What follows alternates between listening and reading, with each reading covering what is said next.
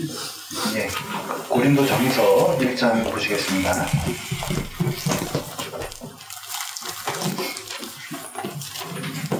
예, 고린도전서 1장 8절부터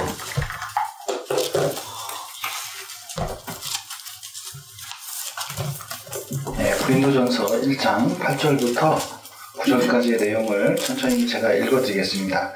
주께서 너희를 우리 주 예수 그리스도의 날에 책망할 것이 없는 자로 끝까지 경고케 하시리라. 너희를 불러 그의 아들 예수 그리스도 우리 주로 더불어 교제케 하시는 하나님은 미쁘시도다.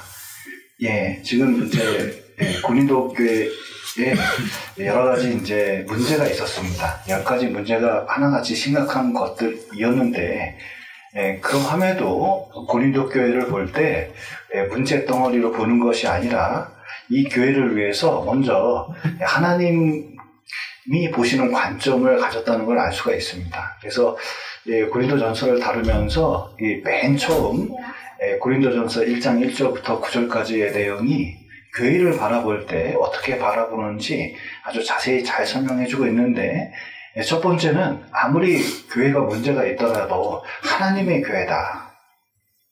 자, 우리 형제자매님들이 문제가 좀 있을 수 있잖아요. 그래도 형제자매를 뭘로 봐야 되죠? 자식이 좀 문제가 있을 수 있잖아요. 그러면은 이 자식이 좀 문제가 있을 때 이 누구 자식입니까? 내 자식. 내 자식이지. 제 말을 너무 어렵게 했죠. 내 자식이 문제가 있을 때, 이 문제 있는 자식은 누구 자식일까요? 내 자식. 내 자식입니다. 그 자식 아니거든요. 그래서 이제, 어쨌든, 내 자식인 걸 잊지 않고, 또 사랑을 부어주면서 문제를 바로잡으려고 하잖아요. 근데 이제 이 교회도 누구 교회냐면 하나님의 교회고, 또 하나님께서 역사하시는 교회고, 또 하나님이 이끌어가는 교회라는 것을 잊으면 안 됩니다. 그리고 은혜와 평강이 있기를 원하노라 했는데, 하나님께서는 문제 있는 자녀에게도 사랑을 주듯이 이 교회를 견고히 서게 하려고 은혜와 평강을 계속적으로 주고 있다는 것, 또 그 교회에 은혜와 평강이 있다는 것을 잊으면 안 됩니다. 또 감사도가 문제가 많지만 이 고린도 교회를 향해서 항상 감사하노니 그랬거든요. 늘 감사하는 마음이 있어야 된다는 겁니다. 자, 보십시오. 자녀나 남편이나 아내가 있습니다. 자, 있는 것 자체로 감사한가요? 네.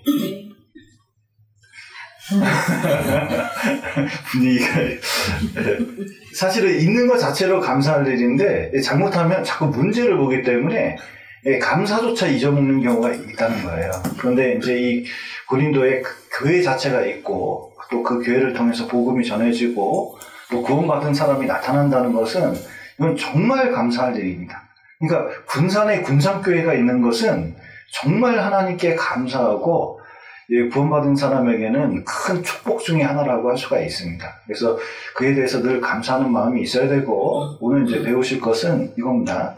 이 구원받은 사람들이 모여 있으면 여기 8절 끝에 보면 끝까지 경고케 하시리라. 문제가 있지만 하나님께서 이 교회를 끝까지 경고케 하시리라는 확신을 가지고 봐야 된다는 거예요. 사실은 고린도 교회는 여러 가지 문제로 흔들리고 있습니다. 여기 특히 고린도전서 1장부터 4장까지는 이 분쟁의 문제를 다루고 있는데, 교회가 너무 파당이 나뉘어가지고 시끄러워요. 이게 너무 골치 아픈 겁니다.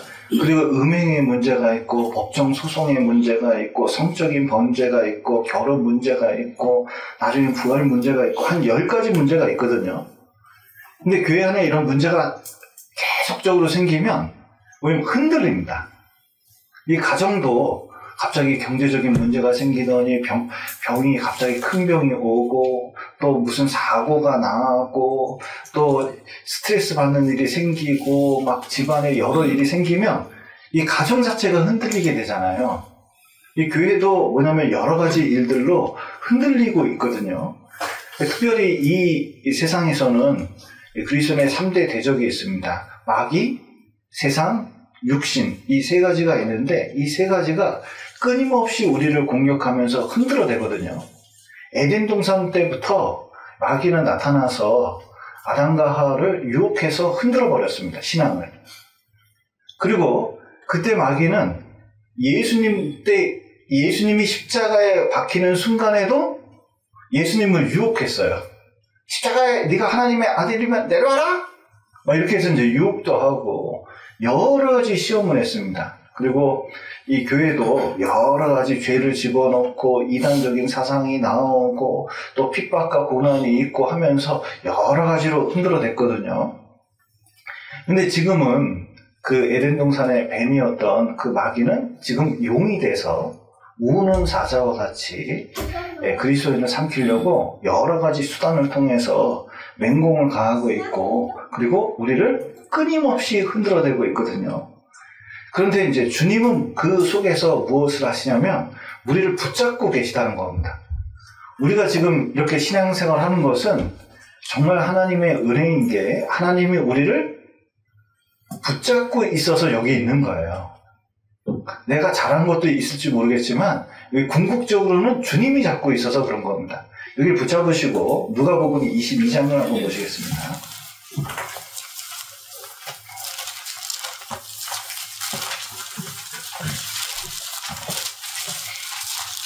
누가복음 22장 32절입니다. 32절 제가 읽겠습니다. 그러나 내가 너를 위하여 내 믿음이 떨어지지 않기를 기도하였노니 너는 돌이킨 후에 내 형제를 어떻게 하라고요? 어떻게 하라. 지금 베드로에 대해서 얘기해주고 있는데 이 베드로는 자기가 믿음이 대단한 줄 알았거든요.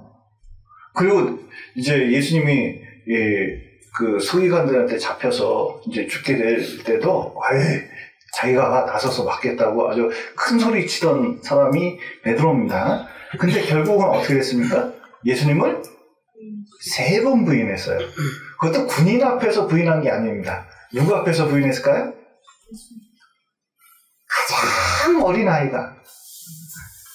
아저씨 말투가 예수님 제자 말투하고 너무 똑같던데요? 그 한마디에 그 예수를 부인하면서 이제 자기가 믿음에서 떨어졌거든요. 그런데 그때에도 예수님은 지켜보고 계셨고 이 베드로의 믿음을 붙잡고 계셨던 거죠. 옛날에 이제 에디슨이 있었는데 학교를 갔다 오고 이렇게 이제 문서를 하나 가져왔습니다. 초등학생이 이제 문서를 가져와서 엄마 딱 보여줬더니 엄마가 그러더래요. 한참 읽어보더니 에디슨아, 이 학교에서 보니까 네가 하도 천재라. 이 지금의 교육 시스템으로는 널 받아들일 수가 없단다. 그래서 너는 특별히 집에서 엄마하고 공부해야 돼. 그래서 엄마가 너를 붙들어줄 거야. 그러면서 이제 엄마가 집에서 가르쳤대거든요.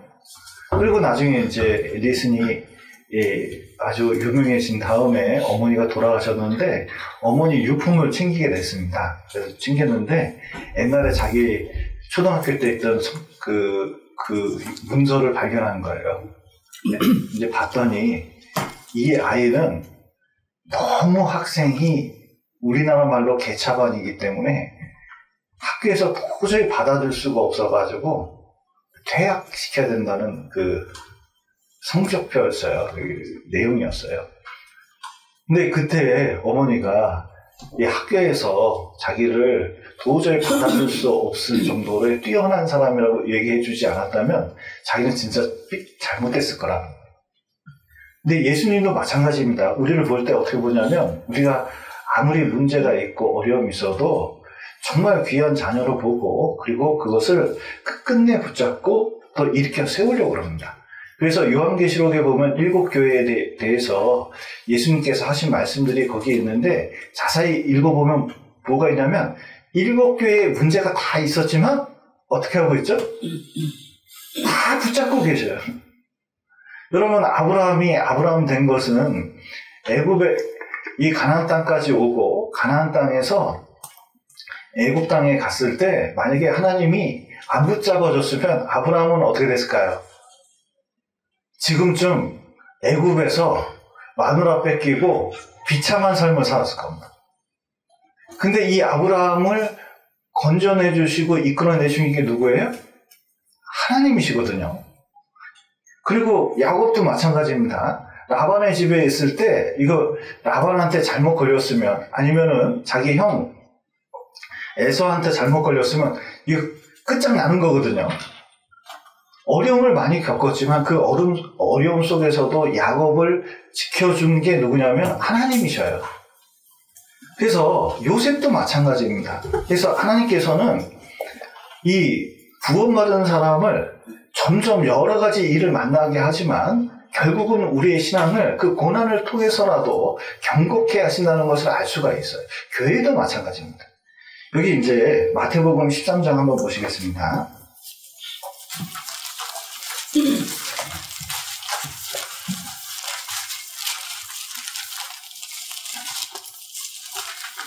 (13장) 33절 말씀입니다.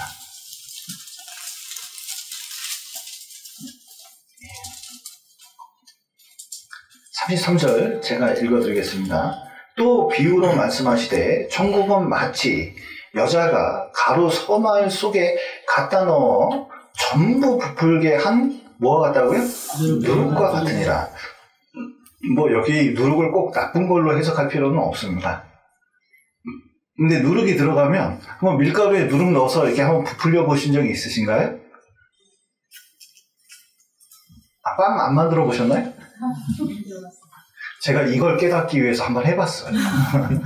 누룩 넣어가지고 직접 반죽해가지고 진짜 이게 얼마나 부푸는지 한번 해봤더니 야 진짜 많이 부풀대요. 전부 부풀어요. 근데 이거 보면서 뭘 깨닫게 되냐면 이상하게 누룩 같은 문제가 교회에 있을 수는 있어요. 근데 그 문제가 있음에도 불구하고 하나님은 점점 크게 만들듯이 교회를 성장시킨다는 겁니다. 하나님께서는 이 이스라엘이 문제가 있었거든요. 광야교회라고 그러죠. 그리고 출애굽했을 당시에는 정말 어설픈 민족이 이스라엘 민족이었습니다. 그러나 하나님의 민족이었잖아요. 하나님의 선택받은 선민이었습니다. 그런데 40년 동안 광야 생활하면서 진짜 어떻게 됐냐면 정말 신앙적으로 모습이 변한 것을 우리가 알 수가 있거든요. 성장한 겁니다. 누가 그렇게 성장시켰냐? 하나님이 성장시키신 거예요. 그리고 가나안 땅에 들어갈 수 있도록 만들어놨거든요. 베드로도 굉장히 연약한, 강한 척하지만 굉장히 연약한 부분이 있었는데 놀랍게도 이 베드로 뜻이 뭐죠? 이름이 개바였는데 자 반석이라는 뜻이잖아요. 반석. 근데 사실은 되게 흔들리는 사람 중에 하나가 진짜 이 다혈질 베드로 그 얼마 다혈질이 좋은 게 아닙니다. 왜냐면 기분 좋을 때는 아 내가 밥 살게 또 기분 안 좋을 때는 아예 교회도 안 나와버려. 뭐 이게 다혈질이잖아요. 그런데 베드로 어떻습니까? 나중에 진짜 반석 같은 교회 기둥 같은 사람이 됐잖아요. 그러니까 이 모든 것을 하나님이 붙들어 주셔서 이렇게 되는 겁니다. 그래서 하나님께서는 신실하셔서 우리가 이제 부족하더라도 자 애가 부족하더라도 부모님은 밥을 먹일까요? 안 먹일까요? 물론 밥 주기 싫은 건 알고 있습니다. 그러나 밥은 네, 먹이죠. 안 먹이나요? 그러니까 하나님께서는 이 부족하더라도 사실 미운 놈 떡 하나 준다고 계속 더 큰 은혜를 줘요. 이 고린도 교회의 구병과 그리고 여러 가지 좋은 것들을 계속 구원의 역사가 일어날 수 있도록 계속 주셨거든요. 특별히 은사도 주셨어요. 은사와 은혜가 같은 단어거든요. 그래서 그 은혜를 통해서 계속 주면서 이 교회를 세워주시는 겁니다. 또 하나님께서 우리를 어떻게 붙잡으시냐면 가장 붙잡는 것 중에 하나가 말씀을 통해서 붙잡아 주시거든요. 이 요한계시록 7교회에 다 말씀으로 붙잡아주세요. 말씀을 하셔서 성령이 교회들에게 하시는 말씀을 들을지어다. 그래서 그 말씀을 통해서 깨닫고 그리고 이 제대로 설 수 있도록 도와주고 또 이 교회 가운데는 성령이 계십니다. 성령을 세 글자로 뭐라고 하시는지 혹시 아셔요? 보혜사 성령. 이 보혜사 말이 너무 어려운데 영어로 하면 헬퍼거든요. 헬퍼를 우리나라 순수한 우리말 세 글자로 하면 뭔지 혹시 아셔요? 도우미. 그러니까 이 도우미는 뭐냐면 그 아이가 자전거를 타고 갑니다. 근데 자전거를 처음 배우는데 막 쓰러지잖아요. 근데 부모는 뒤에서 뭐 해요? 잡아줘요. 언제까지 잡아줄까요? 자기 혼자 탈 수 있을 때까지. 성령께서는 우리가 신앙에 설 수 있을 때까지 계속 옆에서 도와주고 계셔요. 그리고 하나님이 또 어떻게 붙들어 주시냐면 우리가 기도할 때 붙들어 줍니다. 다니엘은 아주 극한의 상황 속에 놓여서 신앙생활을 했거든요. 자기 군주가 이 김정은보다 더해. 자기 승질나면 어떻게 해요? 승질나면 외사촌통? 바로 존다고 가서 총살시켜버리잖아요. 그게 얼마나 대단한 사람이에요. 근데 느부갓네살은 한 수 위에요. 그러니까 그 사람 밑에서 이 신앙생활 한다는 것은 그 이방인 왕 밑에서 신앙생활 한다는 극한 상황이거든요. 그런데 놀랍게도 어떻게 다니엘이 그 상황 속에서 이 신앙을 지킬 수 있었을까? 다니엘은 지속적으로 기도를 했다는 겁니다. 그래서 그 기도 속에서 다구찾고 또 그 기도 속에서 하나님이 붙잡아 주신 거예요. 그러니까 하나님은 말씀과 기도로 우리를 붙잡아 주시고 또 뭘로 붙잡아 주시냐면 이 교회의 무리 가운데서 우리를 붙잡아 주시는 겁니다. 그래서 자꾸 이 무리에서 벗어나면 안 되니까 자꾸 이 무리 가운데 있고 또 붙잡아 주는 방법 중에 하나가 징계입니다. 징계를 받는 게 좋을까요? 안 받는 게 좋을까요? 물론 안 받는 게 좋지만 전혀 안 받으면 이게 너무 안 맞는데 그러면 이게 좀 의심해 봐야 돼요. 그런데 이제 이 징계는 다 받는 것이었는 그랬거든요. 왜 다 받을까요? 왜 다 얻어 터질까요? 이유는 이 하나님이 세워주려고 그런 거예요. 요나가 불순종했을 때 조금 얻어 터지는 게 나을까요? 그냥 내두는 게 나을까요? 맞아서 돌이키는 게 나은 거예요. 이렇게 물고기 뱃속에 들어간 게 좋아요, 이게. 예. 그러니까 사실은 그때에도 하나님께서는 우리를 붙잡고 계시다는 것을 좀 알 수가 있습니다. 그래서 요나는 크게 붙잡았죠. 막 도망치려는 걸 배 흔들어가지고 어떻게 잡았어요? 큰 물고기 입으로 탁 집어넣어가지고 붙잡아서 제자리에 갖다 놨잖아요. 그래서 하나님은 여러 가지 방법으로 눈에 보이지 않게 말씀과 기도와 또 생활에 있는 여러 가지 일을 통해서 우리를 붙잡고 계십니다.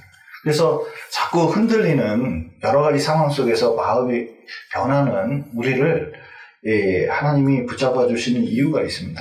이유는 먼저는 불신자를 건지기 위해서 그런 거거든요. 이제 옛날에 서울에서 지하철에서 이렇게 기다리고 있는데 그 철로에 뭐가 하나가 누가 뭘 떨어뜨렸어요. 근데 역장이 이제 보니까 그 밑으로 내려가가지고 그 물건을 전철이 오기 전에 이게 꺼내더라고요. 그러더니 날 보면서 손을 내밀면서 나를 올려달래요. 그래서 잡고 끌어올리려고 그랬더니 이 사람이 나보다 더 힘이 세. 나 내려갈 뻔했잖아요. 그런데 그때 깨달았습니다. 아, 위에서 당기려면 위에서 당기는 게 쉬울까요? 밑에서 끌어 당기는 게 쉬울까요? 밑에서 끌어 당기는 게 그렇잖아요. 그러니까 이 건지려면은 힘이 있어야 되잖아요. 그러니까 이게 내가 견고한 만큼 더 끌어줄 수가 있어요. 이 불신자도 내가 신앙이 확실하잖아요. 그럼 그 자신감 때문에 끌려오는 게 있습니다. 특히 전도 잘하는 사람의 특징이 뭔지 아셔요? 엄청난 자신감이 있어요. 이게 신앙생활 하면서 무조건 전도하잖아요. 그래서 보면은 꼭 1년에 몇 명씩은 전도가 돼요. 왜 그러냐면 본인이 구원받은 게 확신하고, 그리고 말이 어느해도 확신을 갖고 전도하기 때문에 그거 듣고 사람이 감동을 받고 오는 거예요. 그러니까 내가 경고한 만큼 누구를 건질 수가 있는 겁니다. 그리고 내가 신앙이 좀 견고해야 되는 이유는 이게 그 주의 일에 더 힘쓰려면 이게 견고해야 되거든요. 여기 고린도전서 한번 보시겠습니다. 15장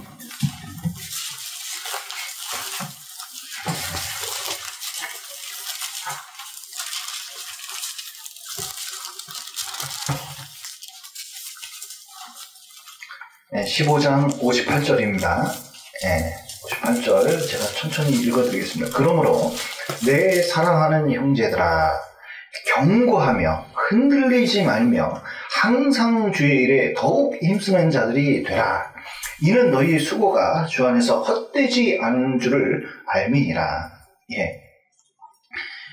이 보면 확실하지 않잖아요.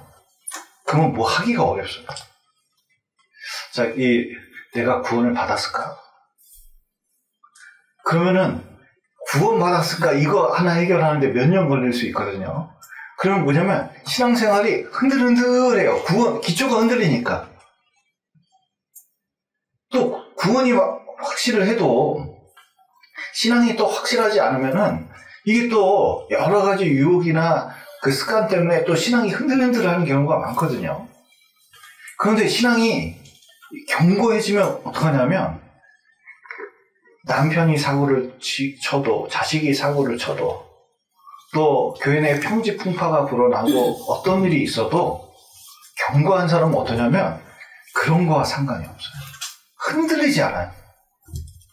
그러니까 이 기초가 흔들리면 건물이 흔들리는 것처럼 이상하게 이 기본적인 신앙, 무엇이 있어도 나는 흔들리지 않는 신앙을 주님 바라보고 하는 사람들은 딱 한 가지만 바라봅니다. 뭐냐면 주의 일에 힘쓰는 거예요. 어떤 사람들은 주변에 있는 다른 사람들의 이상한 말을 듣고 흔들리는 사람들이 있거든요. 어떤 사람은 유튜브에 조금 말도 안 되는 이야기 가지고 신앙이 흔들리는 경우도 있어요. 제가 각구원 받았을 때 이제 학교 내 구원에 대해서 관심이 많아가지고 책을 좀 읽었습니다. 도서관에서 기독교 관련된 책을 읽었는데 진짜 중이 쓴 2권의 책 때문에 이제 좀 재밌었습니다. 한 권은 중이 이 구원이란 무엇인가 이런 책을 썼어요. 그래서 내가 읽어봤거든요. 근데 기독교의 구원에 대해서 쫙 설명했는데, 야, 목사도 이렇게 설명할 수가 없어요. 이렇게 너무 설명을 잘했어요. 그런데 결론은 뭐냐면, 기독교의 구원은 이렇단다. 아는데 믿지는 않아요. 또 하나는 뭐냐면 예수가 인도로 간 까닭은 이런 책이 있어요. 그래서 예수님이 이 소년일 때 어떻게 했냐면 인도로 갔다는 거예요. 33살에 돌아왔다는 그런 걸 가지고 소설 비슷하게 쓴 책이 있었는데 예수님이 진짜 그때 인도 갔을까? 뭐 그런 생각을 이제 했는데 그 짧은 생각이 뭐냐면 신앙생활을 한동안 좀 힘들게 한 적이 있습니다. 처음 구원받아가지고 사실 그렇지 않거든요. 그랬으면 이제 여러 가지로 이제 그 성경에 나타나는 게 있을 텐데 절대로 그렇지가 않아요. 그러니까 이 신앙이 조금만 흔들려도 뭐냐면 그때는 이제 내가 교회 나가야 되나 안 나가야 되나 자꾸 그런 문제까지 이제 연결이 되기 시작하는 거예요. 그런데 어느 날 이 신앙이 어느 정도 견고해지니까 구원의 문제도 여러 가지 신앙적인 문제도 다 견고해지니까 이제는 교회 이렇게 다녀보면 교회의 문제가 항상 새로운 문제가 생깁니다. 제가 이제 예상치도 못한 일이 생겨요. 야, 교회에서 이런 일이 생긴단 말이야. 야, 진짜 구원받고 신앙생활 이 정도 했으면 볼 걸 안 볼 걸 다 봤다고 생각했는데 새로운 꼴을 보는 거예요. 그러면 이제 참. 그런데 놀라운 것은 이제 여러 가지 이 사건을 통해서 뭐 이제 공격도 받고 뭐 여러 가지 힘든 일도 생기고 그래도 기본적으로 뭐냐면 주를 위해서 살고자 하는 그런 것들은 안 변하게 돼 있다는 거예요. 그래서 더욱 힘쓰는, 그러니까 내가 흔들리지 않을수록 더욱 힘쓰게 되고, 그리고 견고한 사람을 통해서 이 교회를 세워나갑니다. 여기 한번 보시죠. 이사야 22장입니다.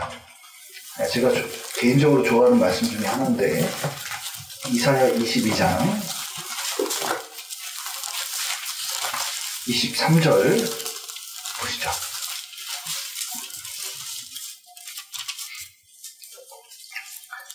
이사야 22장 23절 24절을 제가 천천히 읽어드리겠습니다.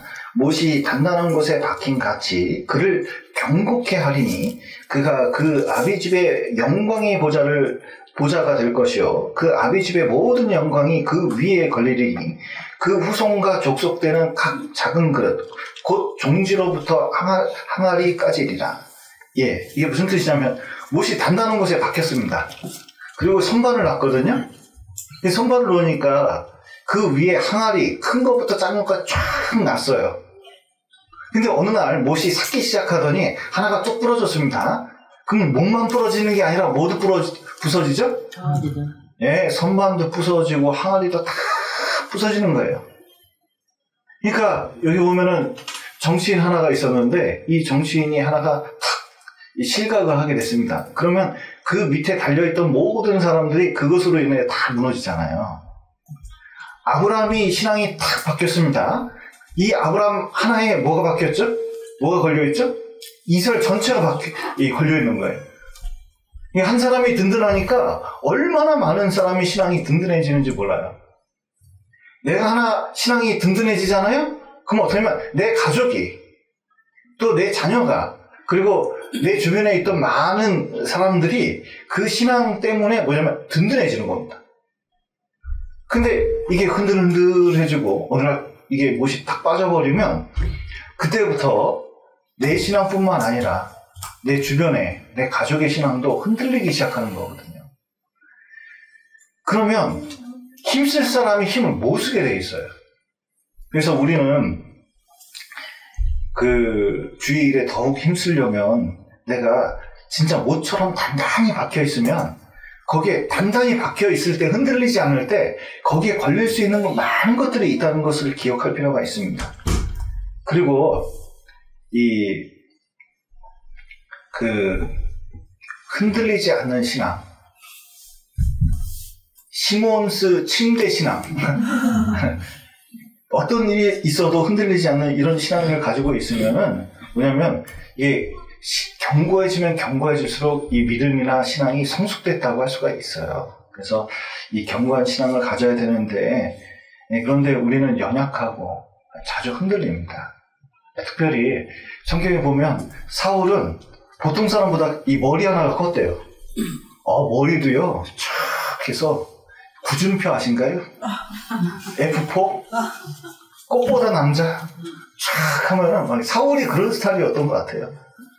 그리고 키도 크고 집안 명문 집안 그리고 능력도 리더십도 있어요. 성경을 읽어보면 똑똑해 사람이. 그런데 뭐가 없냐면 마음이 조금 교만해지니까 하나님께 버림을 받았어요. 삼손 어떻습니까? 삼손 진짜 드릴라 만나기 전에 또 한 기생 만나서 이렇게 좋아한 적이 있었거든요. 그때 이 블레셋 군인들이 쳐들어왔을 때 어떻게 했는지 아세요? 성문짝이 얼마나 큰지 아셔요? 성문짝이 이 높이가 이것의 3배 정도 됩니다. 성문짝 크기가 얼마나 큰지 몰라요. 우리 그 대강당 문 있잖아요. 한 2배 된다고 생각하면 돼요.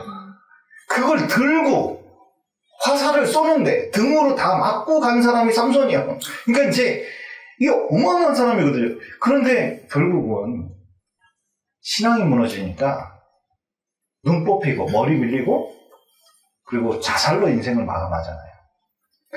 결국은 아무리 뛰어난 개인적인 능력이 있고 뛰어난 사람도 죄나 마귀의 공격을 받으면 무너질 수가 있어요. 우리의 신앙은 돈으로 보호되는 게 아닙니다. 능력으로 보호되는 게 아니에요. 그러니까 우리 신앙을 경고하기 위해서는 무엇이 필요하냐면 먼저 여기 고린도전서 다시 보시겠습니다. 1장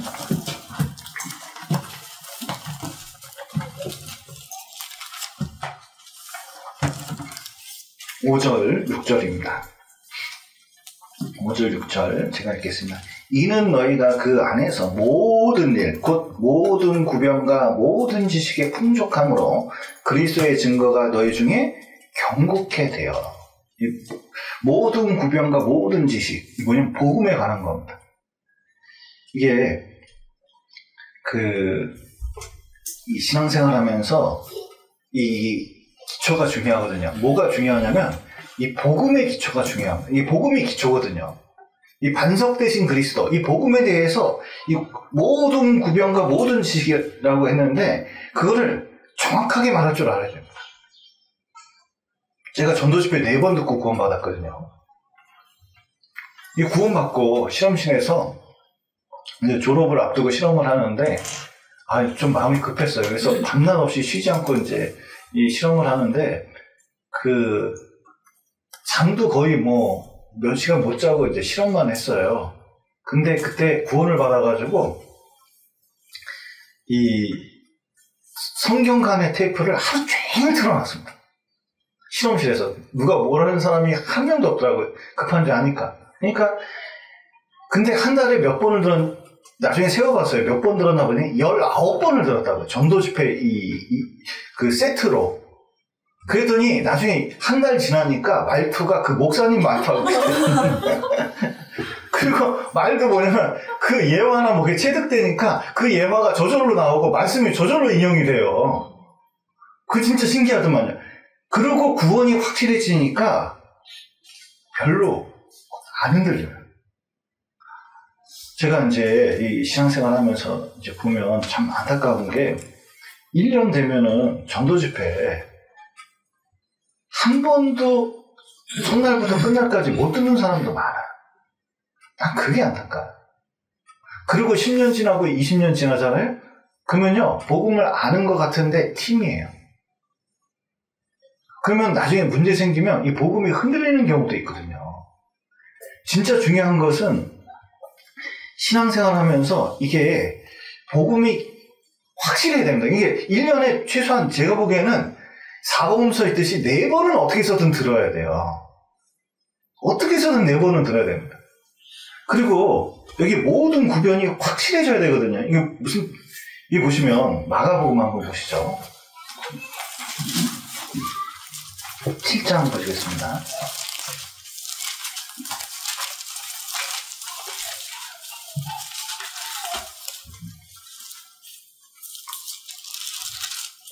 (7장) 34절부터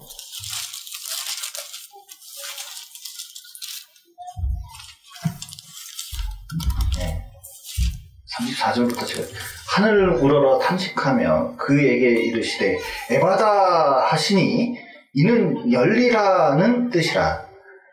그의 귀가 열리고 혀이 맺힌 것이 곧 풀려. 그 다음 같이 읽겠습니다. 말이 분명하더라. 예. 여기 보시면 어떤 귀먹고 어두한 자가 있는데 예수님이 이게 침 발라가지고 이렇게 했더니 이게 말이 어떻게 됐어요?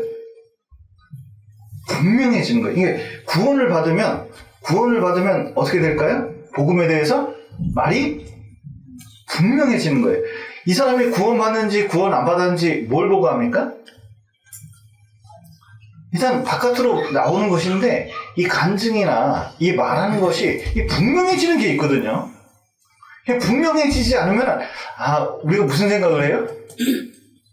간증을 했는데 이게 좀 말이 어눌어요.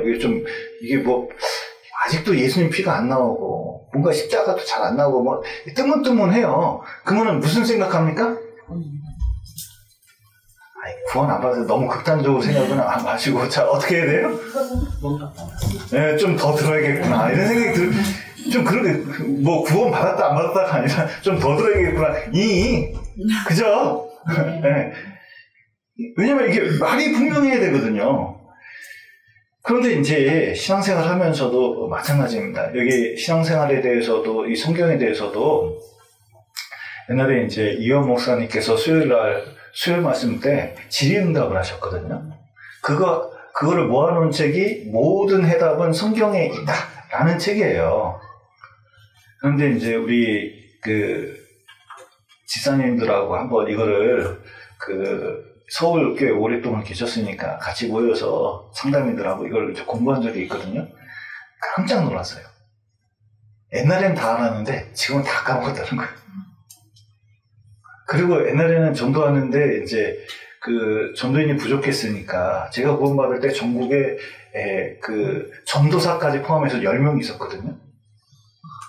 그러니까 대부분 형제자매들이 상담도 하고 막 그렇게 했단 말이에요. 그러니까 뭐냐면 이 전도 상담하려고 막 이제 전도하려고 그러면 뭘 물어보면 대답도 다 했어요. 근데 요즘은 어떠냐면 물어보면 목사님 찾아가자. 물어보면 목사님 찾아가. 이렇게 되는 거예요. 그런데 목사 찾아오기 쉬울까요? 어려울까요? 이렇게 다정하게 보여도 쉬운 게 아니에요. 그러니까 이제 왜냐면 목사는 이상하게 여기가 진짜 저는 연병이다라는 말이 이해가 돼요. 이상하게 목사 근처는 밥도 안 먹으러 와요. 그런데 진짜로 조모임 해봐요. 다 나피해서 저쪽에서 먹고. 그러니까 이게요 참 신기해요. 근데 이게 전도할 때도 어떻게 하냐면 전도하는 사람이 결정적인 말 한마디가 이 사람을 변화시킨다니까. 그러니까 이 성경을 알아야 되잖아요. 지금은 많이 듣는 세대인데 말이 옛날보다 확실한 건 아니에요. 이게 말이 분명해져서 누군가 말을 해주고 그리고 그 사람이 이 말로 인해서 다 깨닫는. 제가 이제 이물 목사가 저를 전도했고 궁금한 거 있으면 이물 목사한테 물어봤거든요. 그러면 그때는 목사가 아니에요. 형제죠. 형제가 이렇게 잘할 수가 없어. 그렇게 열심히 읽을 수가 없어요. 그러면 우리 교회는 맞는 교회예요. 근데 물어봤는데 맨 대답을 못해. 그러면 어떻게 돼요? 실력이 없는 교회가 되는 거예요. 그러면 이제 흔들릴 수밖에 없어요. 그래서 우리가 집집마다 모든 해답은 성경에 있다. 구독, 좋아요는 할 필요 없고 구독만 좀 해주세요. 그리고 그래서 힘있는 전도가 됐으면 좋겠습니다. 그러면은 이게 교회가 강건해져요. 그리고 그것을 통해서 우리 자녀부터 시작해서 가족들에게 힘있게 전도할 수 있습니다. 또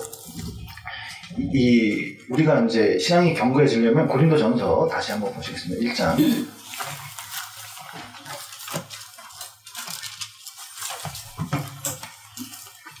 8절 9절 제가 읽겠습니다. 주께서 너희를 우리 주 예수 그리스도의 날에 책망할 것이 없는 자로 끝까지 경고케 하시리라.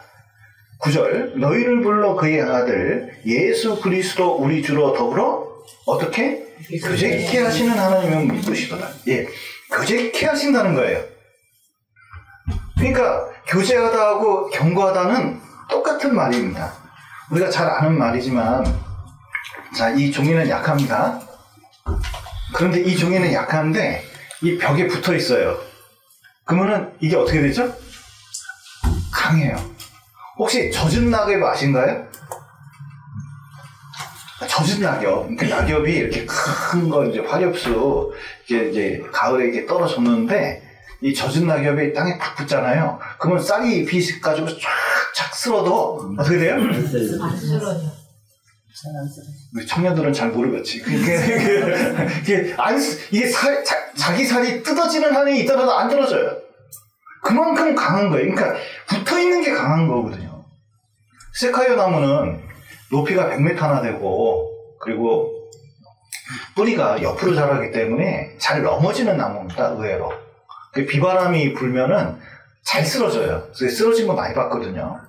근데 세콰이어 나무는 잘 쓰러지지 않는데요. 2000년이 지나도 안 쓰러진다고 하더라고요. 왜냐하면 이 뿌리가 옆에 있는 나무 뿌리하고 얼기설기 매여가지고 숲 전체가 뿌리로 연결이 돼 있대요. 그러니까 서로 붙잡고 있으니까 안 쓰러지는 거예요. 우리도 마찬가지입니다. 포도나무에 붙어 있으면 공급을 받아서 열매를 맺고 안 쓰러집니다. 붙어 있을 때 힘이 있는 거예요. 그러니까 이 교제할 때 힘이 생기는 겁니다. 그래서 참 이 신앙생활 힘없게 하는 분들의 가장 큰 특징이 뭐니까 안 나오는 거예요. 교제가 안 돼요. 자, 보세요. 이 신앙이 좀 덜 튼튼한 분하고 이렇게 교제하려고 밥이나 한번 먹읍시다. 싫어요? 아니, 좀 만납시다. 시간이 없어요. 이게 뭔가 안 돼, 잘. 근데 교제가 잘 되는 분은 어떻게 해요? 아유, 밥 먹고 수시로 보고 교제하면서 이게 하나가 되는 거예요, 이게. 그래서 신앙은 이 교제가 될 때 뭐냐면 신앙이 견고해지고 서로 돕고 서로 붙들어줄 수가 있어요. 그리고 언제 신앙이 견고해지냐면 순종할 때 신앙이 견고해지는 겁니다. 여러분 보십시오. 이스라엘이 불순종했을 때 어떻게 됐어요? 자, 순종했을 때가 편했을까요? 이스라엘이 불순종했을 때 편했을까요? 순종할 때가 훨씬 편한 거거든요. 근데 꼭 뭘 선택해요? 불순종하는 걸 택해요.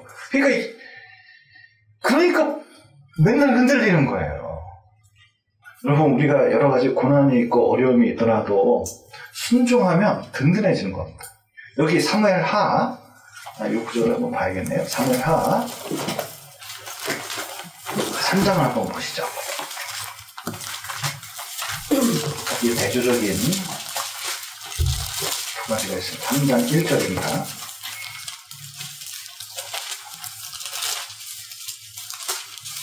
순종과 불순종의 차이가 어떻게 되는지 극명하게 보여주는 구절입니다.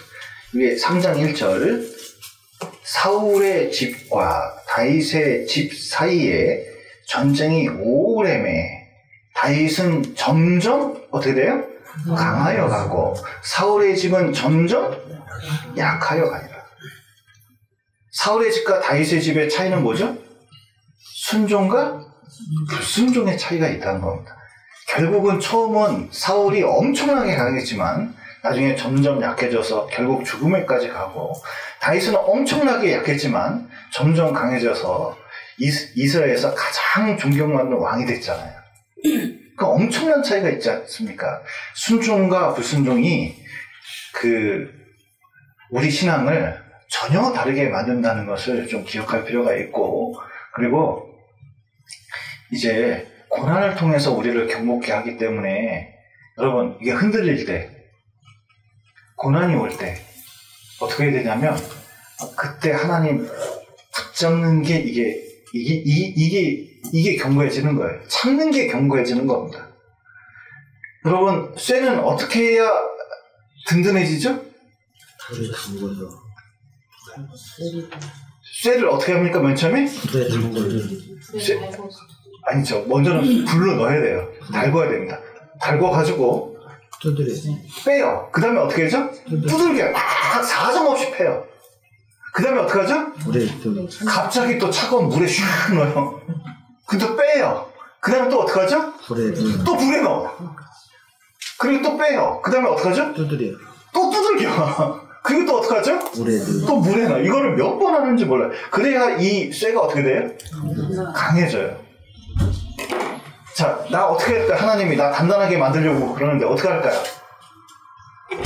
불에다 넣었다가 뺐다가 두들겨 팼다가, 아이고 두들겨 팬다고 이렇게 좀 떼내겠다가 그 다음에 물에 넣었다가 뺐다가 그러다가 뭐냐면 든든해집니다. 사실은 그 하나님 보시기에는 그것이 중요해요. 그래서 요셉도 많은 환난 속에서 하나님을 의지하고 나왔더니 정말 단단한 신앙이 됐거든요. 그래서 명품 바이올린도 수많은 비바람을 맞고 오랫동안 건조 과정을 거친 나무로 만들어야 비싼 바이올린 그 도구가 되는 것처럼 우리도 마찬가지입니다. 우리는 돈이 많냐, 지식이 많냐, 잘 먹고 잘 사느냐 이거에 따라서 신앙이 달라지는 게 아니라 그것은 오히려 위험할 수 있어요. 오히려 고난이 있고 어려움 속에서 기도하고 또 주님 붙잡고 살면서 더욱 든든한 신앙을 가질 수가 있습니다. 그래서 우리가 주님께서 우리를 붙잡고 계시기 때문에 같이 붙잡고 더욱 견고한 신앙을 가지고 이 세상 살아갔으면 좋겠습니다. 이상입니다.